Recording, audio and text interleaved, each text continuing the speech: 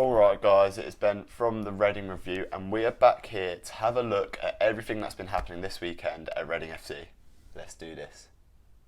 Right, so the first thing that we need to talk about is the new manager. Now over the weekend, Paunovic got appointed as the new manager.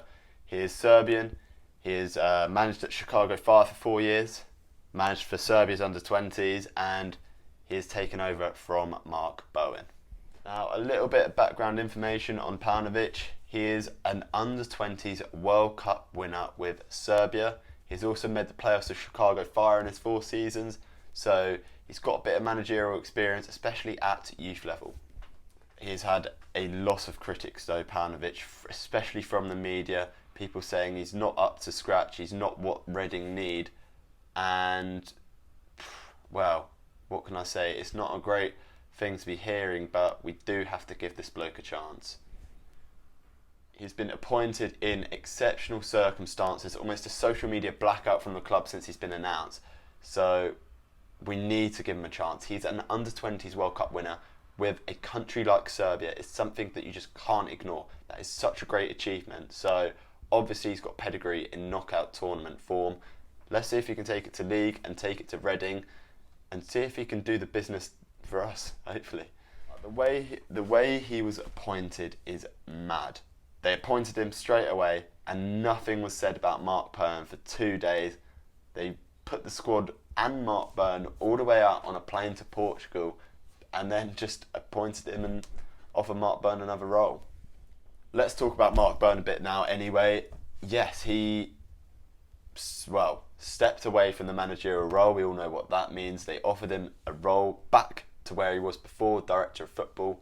Obviously he said no to it, which no one can blame him for. He did a great job as manager. I thought he was doing a good job and obviously thought he can continue as a manager somewhere else, so I hope he does get a great job somewhere else and manage as well, maybe even one day come back to the Medeski to manage against us.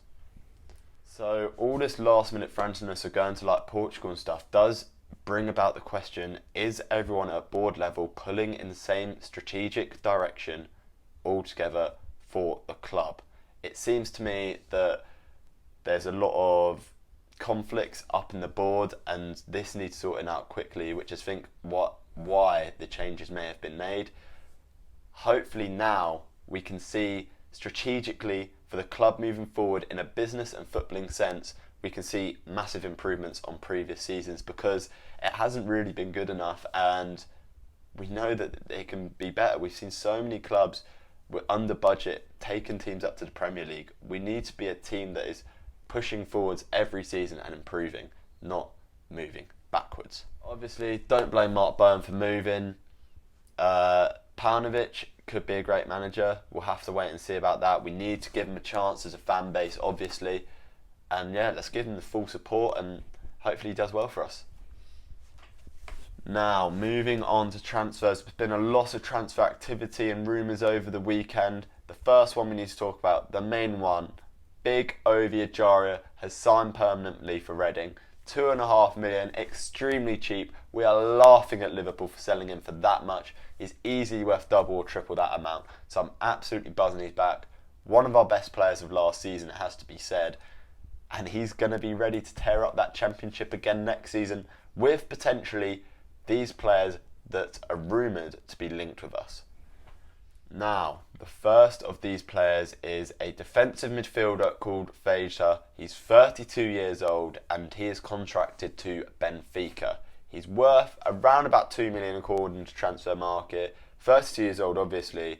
He went out on loan last season to a lower club in the league, but he has experience playing in Benfica's first team, Champions League for Benfica, and the Serbian national team. So obviously we can see he has loads of quality and would be a quality addition to any team in the championship, but wages could be incredibly high, so we'll have to wait and see on that one.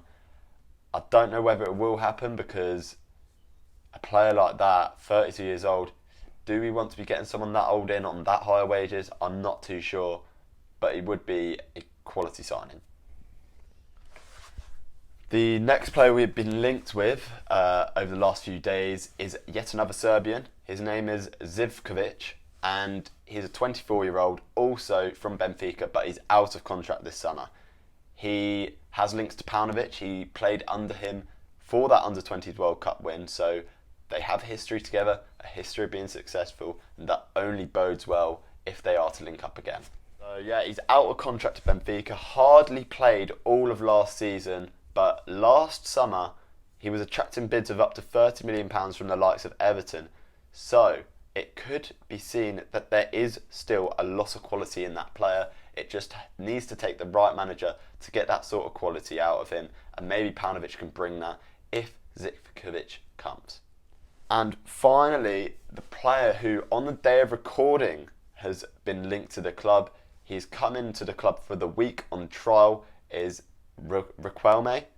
He is from Atletico Madrid. He's a young Spanish boy, 20 years old, can play attacking mid, left mid, right mid, and he genuinely looks like an incredible player. He's been playing for the Atletico B team. He's made 2 Atletico first team appearances, and I've had a look on Twitter.